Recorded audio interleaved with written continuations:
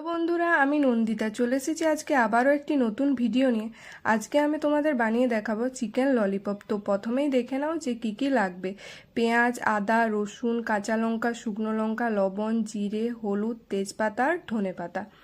আর লাগবে আলু আর মাংস। আলুগুলোকে এরকমভাবে খোসা ছাড়িয়ে নিতে হবে, আর মাংসের দেখো এরকম পিসগুলো লাগবে।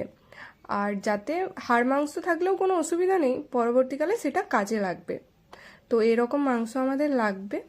আর লাগবে কিছুটা সরষের তেল। একটা কড়াইতে কিছুটা জল দিয়ে দিতে হবে। আলু আর মাংসটা আমাদের সেদ্ধ করে নিতে হবে কিছুটা লবণ দিয়ে। তো আমি এগুলোকে সেদ্ধ করে নিচ্ছি। আর আমাদের কিছুটা বিস্কুটকে ভালোভাবে গুঁড়ো করে নিতে হবে। মিক্সিতে গুঁড়ো করলেও কোনো অসুবিধা নেই, আমি যেহেতু হাতেই গুঁড়ো করেছি দেখো। আর মাংসটা আর আলুটা আমার সেদ্ধ হয়ে গেছে, আমি এরপর এটাকে নামিয়ে নিচ্ছি।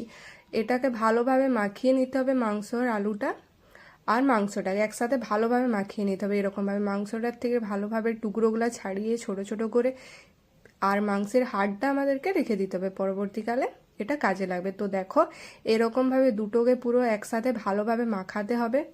তারপর আমাদের কড়াইতে কিছুটা সরষের তেল দিয়ে দিতে হবে। শুকনো লঙ্কা আর পেঁয়াজ দিয়ে ভালোভাবে ভাজতে হবে।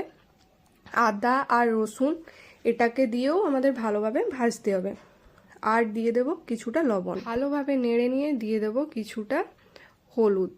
তো হলুদটা দেওয়ার পরেও আমাদের ভালোভাবে নেড়ে চেড়ে নিতে হবে, ভালোভাবে কষিয়ে নিতে হবে। এরপর দিয়ে দেবো কিছুটা জিরে বাটা।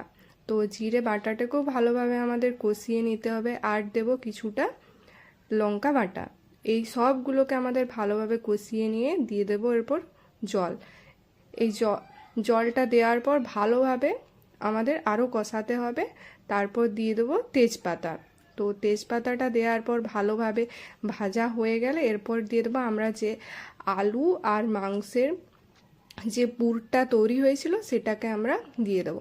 এরপর এটাকে আমাদের ভালোভাবে মাখিয়ে নিতে হবে, যাতে মশলাটা আলু আর মাংসের মধ্যে পুরোপুরিভাবে ঢুকে যায়।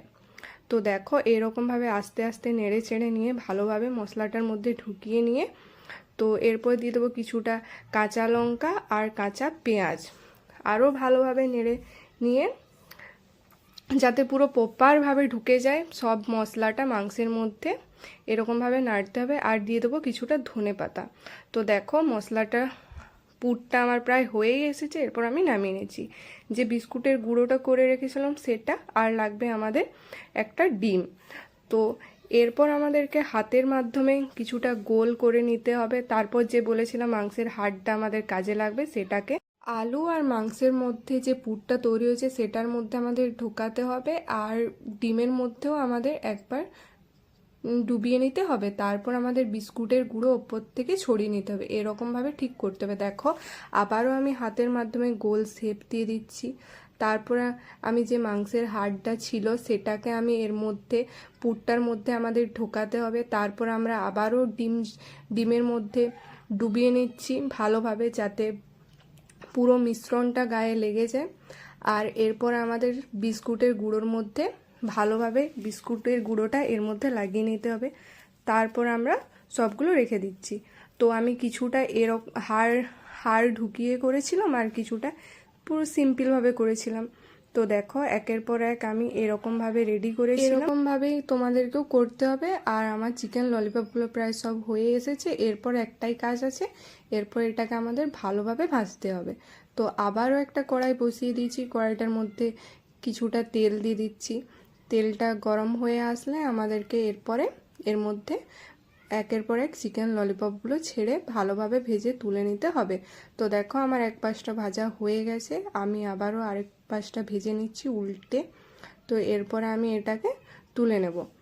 তো এরকমভাবেই তোমাদেরকে ভাজতে হবে। তো ভিডিওটা পুরোটা দেখার জন্য থ্যাংক ইউ। ভিডিওটা যদি তোমাদের ভালো লেগে থাকে ভিডিওটিতে একটি লাইক, আর চ্যানেলটিতে যদি তোমরা নতুন হয়ে থাকো তো চ্যানেলটিতে একটি সাবস্ক্রাইব করে চ্যানেলটির পাশে থেকো। তো চলো টাটা, দেখা হচ্ছে আবারও কোনো নতুন ভিডিওতে।